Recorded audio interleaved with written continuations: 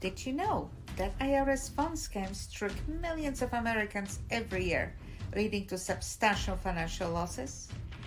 But did you also know that there are clear red flags that can help you instantly recognize those scams? When our client Taylor received a call demanding immediate tax payment, three things seems off: demanding payment via gift card, threaten arrest, and ask for credit card payment. Recognizing these red flags saved them from a scam. The IRS will never ask for gift cards payment, threaten immediate arrest, or demand credit card payment. Don't fall for IRS phone scams. Know those red flags. For more information and tips on how to protect yourselves, visit NewYorkTaxResolutions.com.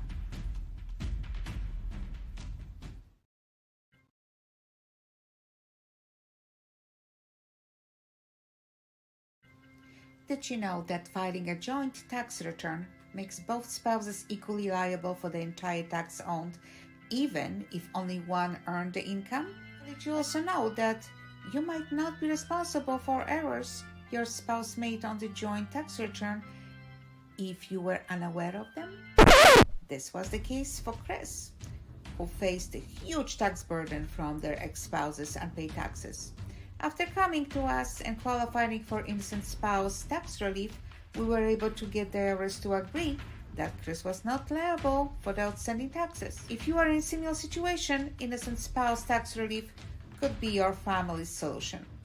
Visit our website to see if you're qualified at NewYorkTaxResolutions.com. Did you know that if you owe the IRS more than $50,000, your passport can become invalid, restricting your ability to travel internationally? Also, the IRS can place liens on your property, affecting your credit and ability to sell or refinance if you ignore unpaid taxes. What should you do when facing those exact penalties? The solution? Work with me. We can set up an installment plan and negotiate the terms with IRS. More than $50,000 to the IRS? Don't risk your freedom and assets. Learn how to navigate those penalties and find solutions at nytaxresolutions.com. Did you know that the IRS can garnish your wages directly from your paycheck if you don't pay your taxes? But there are several ways to stop or prevent this garnishment from happening. When faced with wage garnishment, one of our clients, Sam, first considered paying the debt in full. However, realizing this wasn't feasible, we helped Sam explore other options. By proving the garnishment caused financial hardship and getting account label as currently not collectible, Sam found relief. Quitting a job isn't a solution, but working with a tax professional and understanding IRS protocols, there's always a way. Don't panic. There are always ways to stop the garnishment. For expert advice and solutions, visit NewYorkTaxResolutions.com.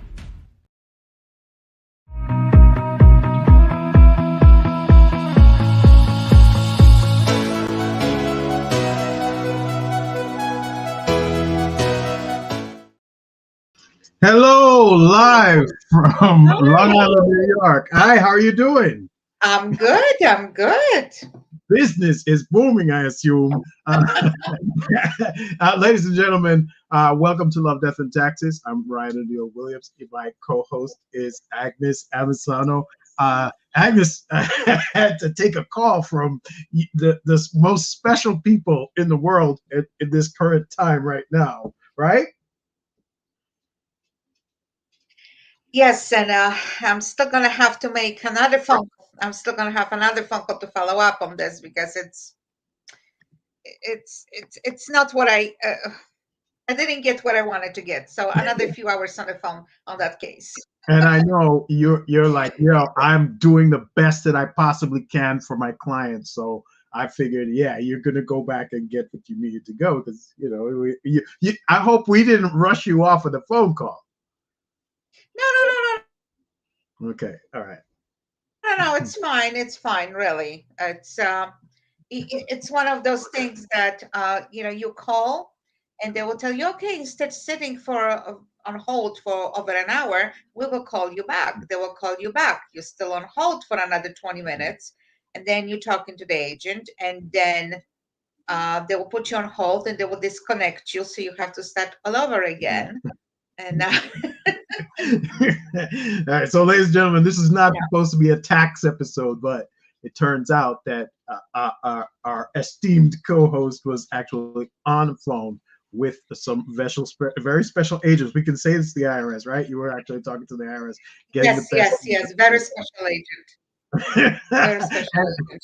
And if you are looking for that kind of help, you definitely want to check out nytaxresolutions.com and talk to Agnes about some of that.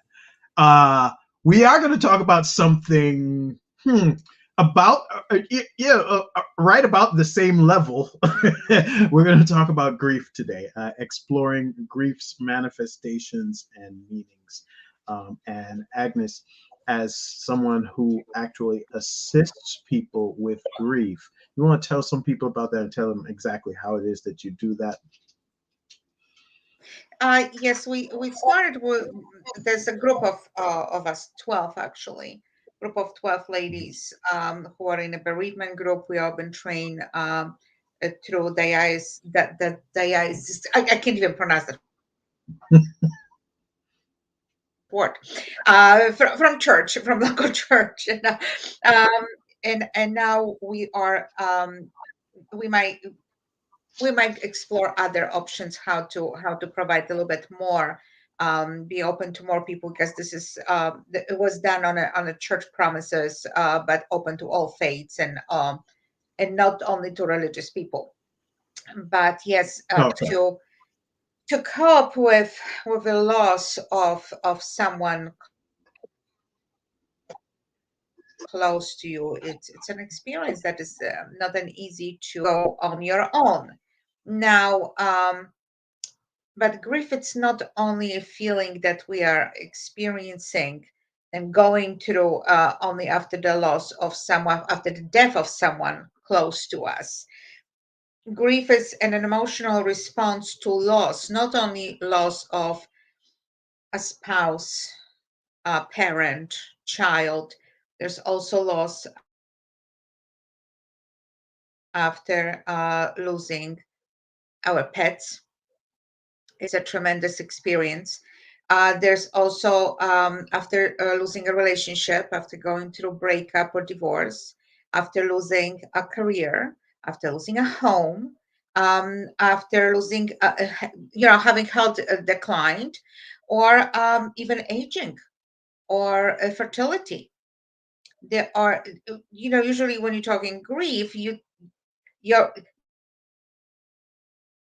you're thinking about going through after someone passing, but that's not the only feeling that we are experiencing. That feeling of loss, and going through a grieving process, it's not only after passing of a loved one.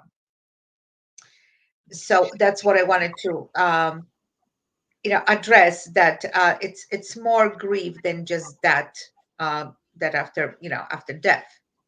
Yeah, that's really important because I think a lot of people think, okay, this is just about the final grief, but there are a lot of things that you can lose and then feel as though your life has been completely turned upside down. And in fact, you can lose many of those things all at once. I can't imagine what some people are going through when they both lose someone in a disaster, for example, and they might lose their home Yeah. and their job and a loved one and a pet all at the same time. There must be an incredible burden of grief. Or even someone who's going through a divorce, they've lost their loved one, they may have lost their connection directly to their children, they may have lost their home. And so, yeah, I can see that in many ways you think it's just one thing, it's passing away of someone who you love, but it can also be something that can percolate through your life, so it becomes a problem.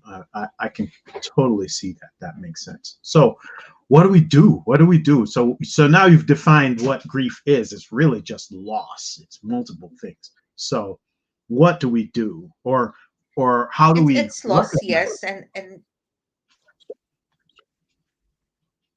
well, there are any kind of loss.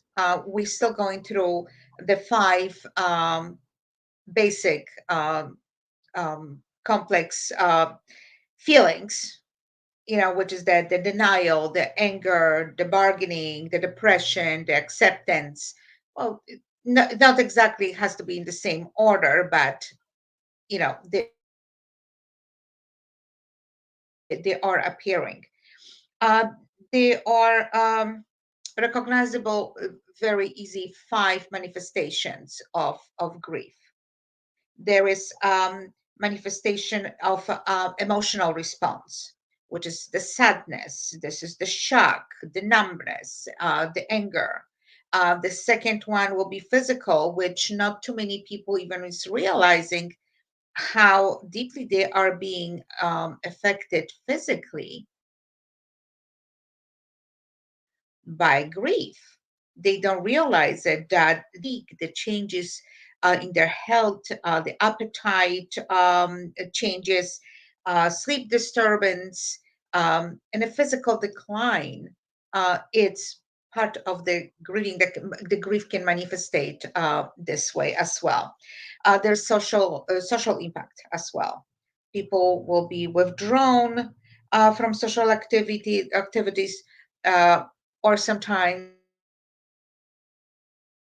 you will see the opposite. They trying to do no, a little too much of socializations, depending in what grief are we talking about. Yeah, you And mean of like course, changes risky in a behavior? relationship. Yes, Right. yes. Mhm. And also changes in a relationship with the family members, or even friends. And also the behavioral changes, alterations, daily routines, habits, coping mechanisms, and spiritual reflections, which is again, it comes with I saw that so many times. Either you will lose faith, or you will get closer to your spiritual beliefs. um and the anger, a lot of times, I saw anger with God itself, like Right. why would you do this? So that comes with the anger. It's as a showing of one of the grief stages. So it's so much. And the physical, oh my goodness, the physical aspects of grief is so visible. But for the one that is grieving, they don't realize that maybe I have all those problems. This health decline is due to grief. They think there is something more going on with them, or they just simply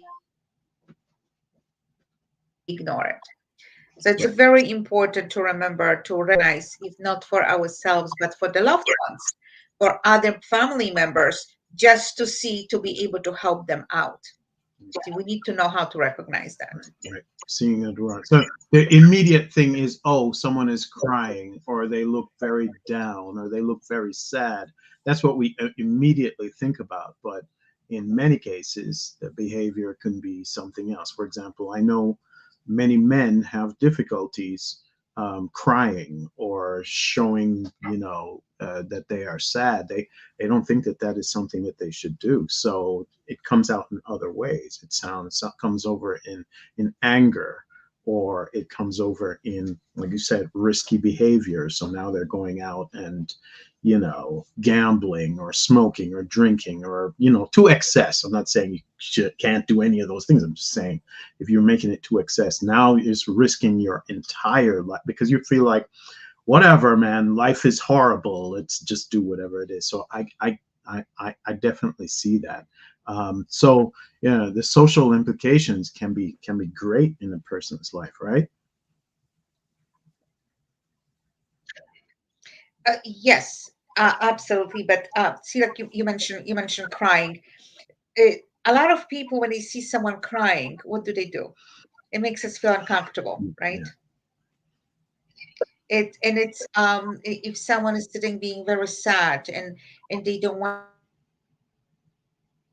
to participate in some activities, again, make us feel uncomfortable. We are lost for words. We don't know how to act. Where maybe because I was, one of the facilitators in those bereavement groups. Like yesterday, I had to stop myself at the station. Actually, I was at the train station, and I saw this girl crying, and she's standing. I don't know, her boyfriend or her brother or whatever, but she's looking at him and crying.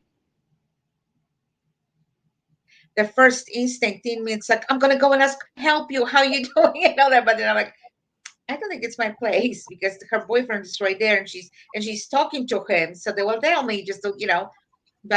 But the first instinct of mine is go and help.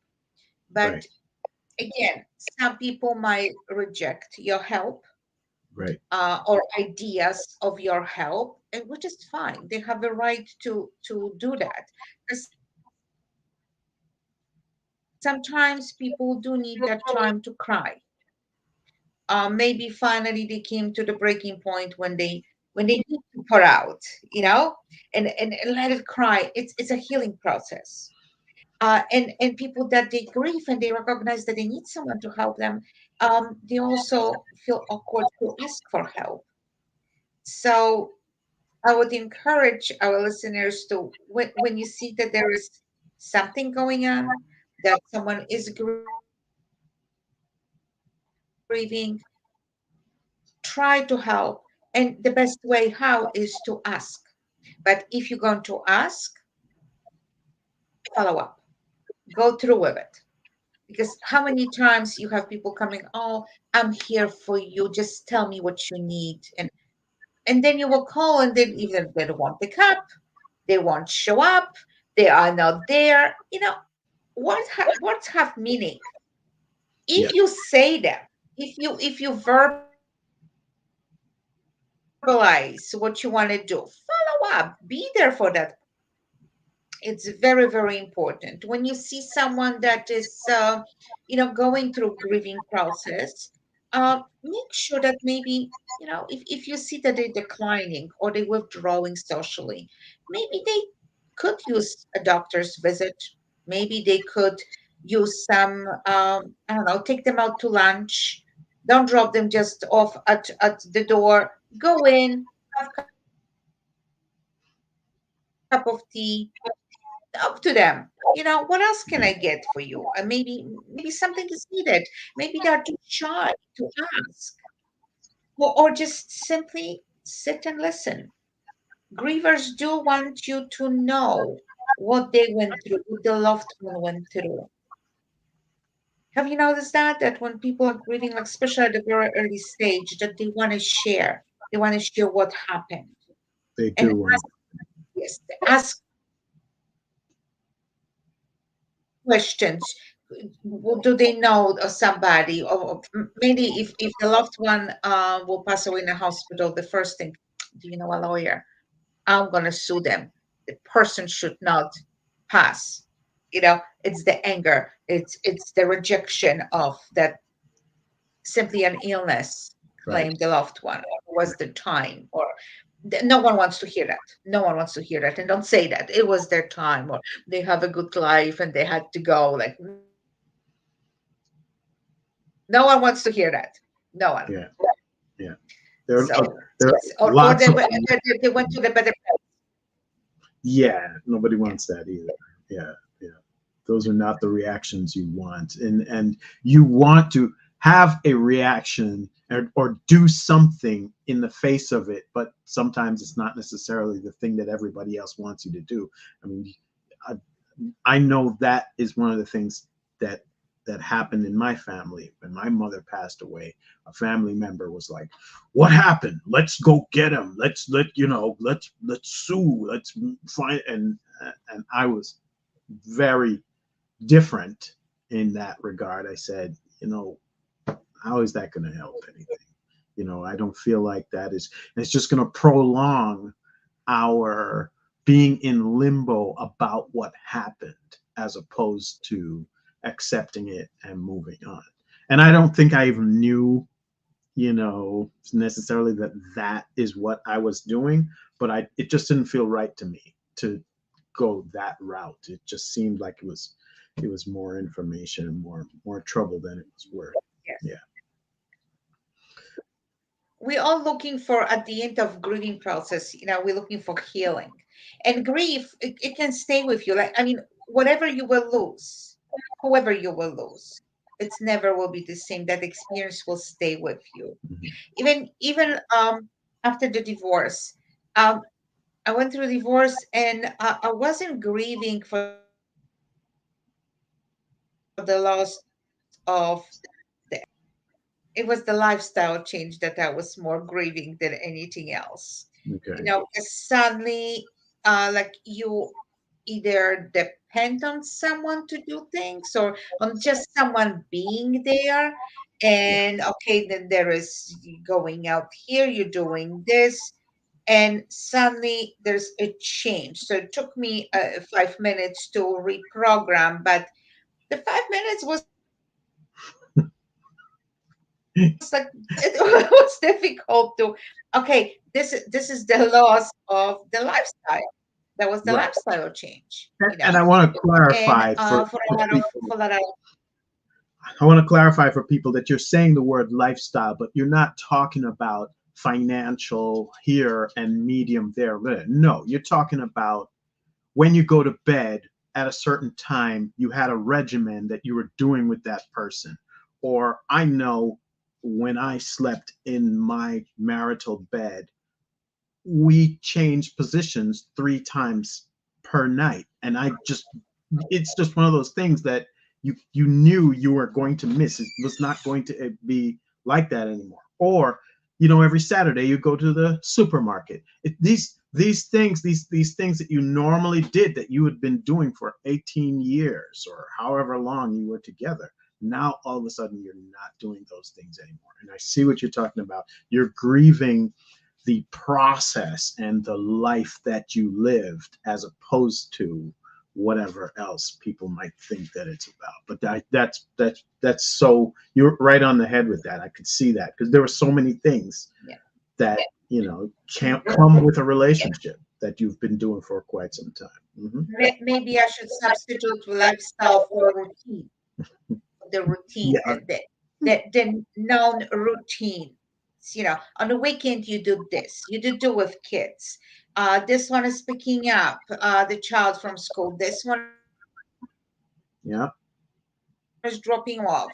You're yeah, doing shopping. You're doing this. And it's like there is the routine that you're getting used to. Although in my like an old slipper, maybe it's pinching you somewhere, but it's there, and it's comfortable. Although it's pinching somewhere, but you get used to that pinch, and you keep and you keep wearing it.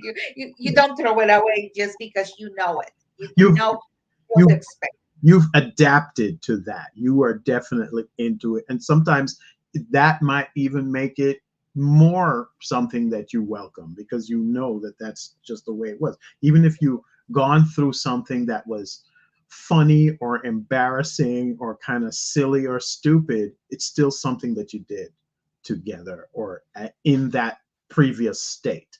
So there are just things that, my mother used to make uh, fruit cake every Christmas.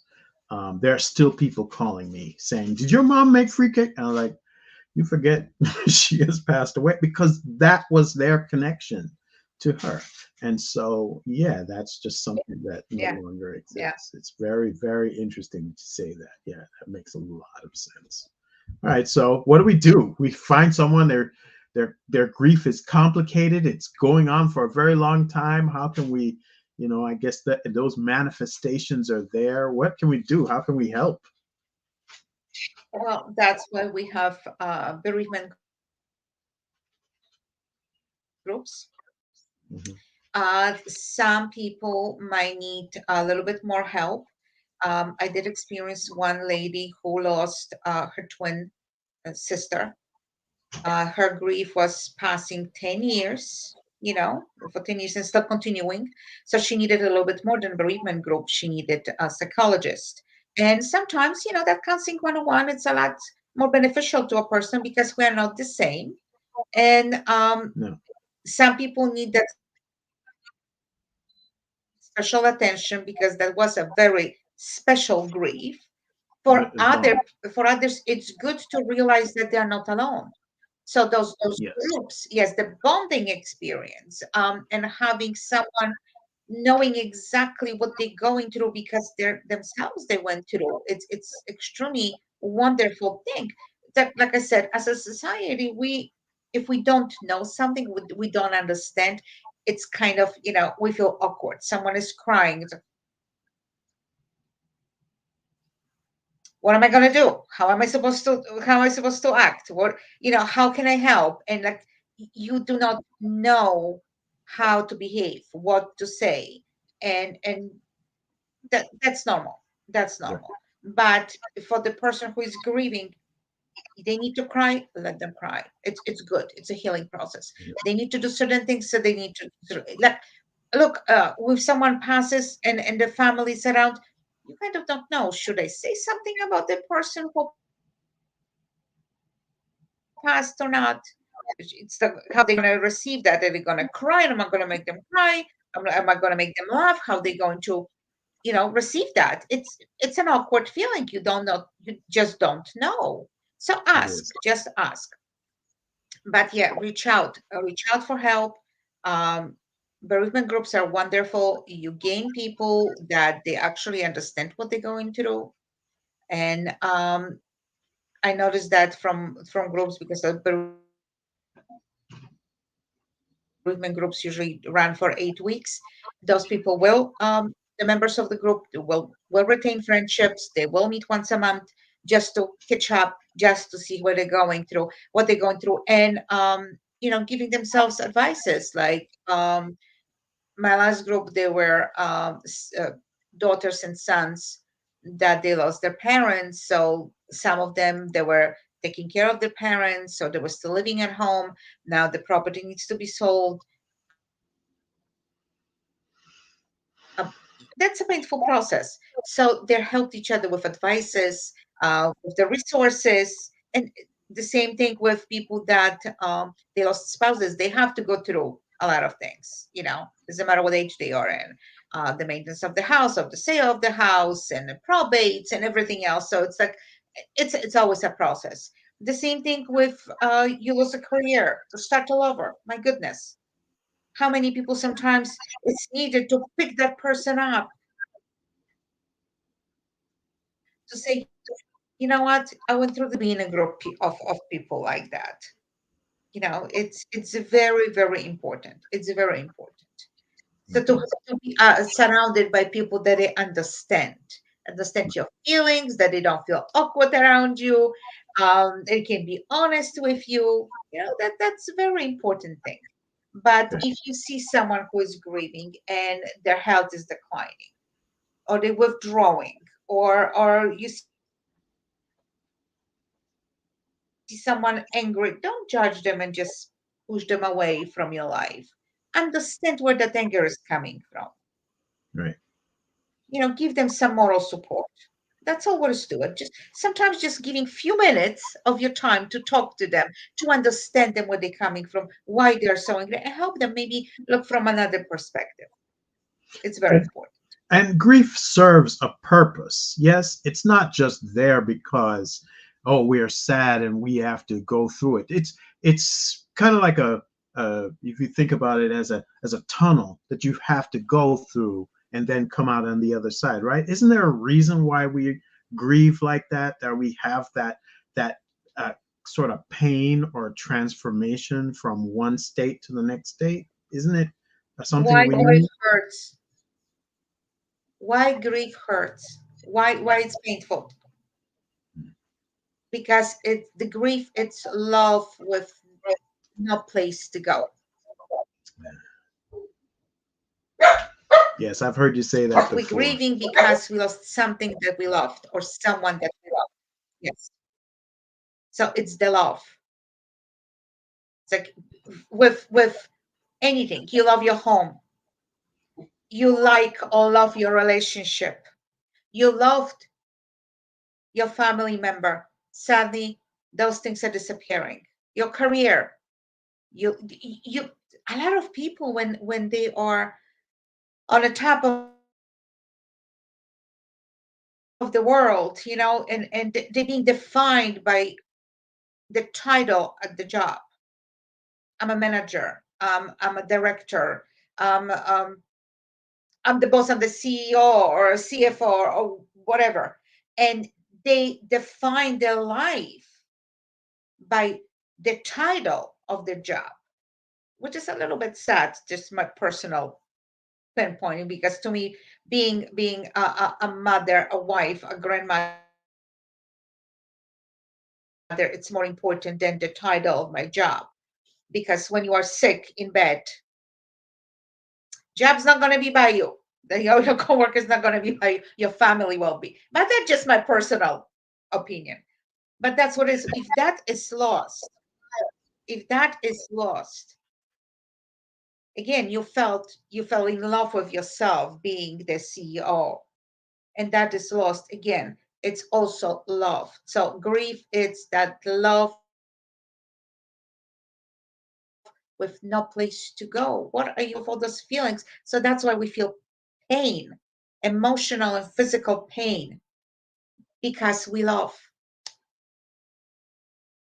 We are So that's looking what I for, yeah, exactly. I feel like we're looking for something new, some way to grow. And sometimes you can't grow to the next stage if you stay exactly where you are. So you might be in love with that job, you might be in love with your position at that job, but if you are to grow to the next stage and do something greater, you may have to let go whatever that is. And nobody likes to be seen getting started all over again from the bottom, especially when you've gotten to a pinnacle of being really good at what it is that you do. And now you have to just, there's a lot of churn and a lot of pain in getting started and doing something all over in a different way. That is, that I can see that. There are a lot of people who, and they get threatened too if someone shows up who might be able to take on their thing. So now I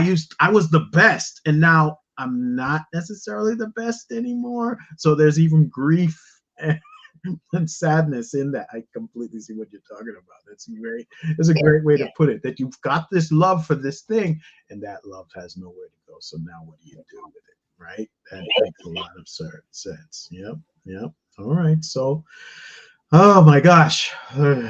Sometimes we get into these topics and I'm like, oh, this is going to be boring. heavy. And heavy, especially it's St. Patrick's weekend coming up, but it's Here, yeah, yeah. where people are going to be doing a whole other kind of celebration. But it's kind of good to think about this and think about the fact that, yeah, it's definitely, hey, we started at this point, but there's a reason for this, and you'll probably be better off having gone through whatever situation you're going through. Oh man. At the beginning of this show, ladies and gents, if you want to hear, Yeah, they saying, go ahead. I'm sorry, you froze for a moment. I thought that you finished. There is a saying that sometimes the good things have to fall apart for the better to come along. There's literally there's a book called "Things Fall Apart" by Chinua Achebe, and I specifically remember that that's what it was about: things falling apart and then putting themselves back in a different way, a different thing. And yeah, there's a mourning, but there's also a new rebirth, and everything's moving forward. You think we've got time? Okay, all right. And like you said, there's coping mechanisms. I guess we've got, helping other people, but also, I guess, seeking support from others. But then also, there's constant self care. Like you really do need to just check yourself, right? That's the kind of thing that you should be checking to make sure that you're okay.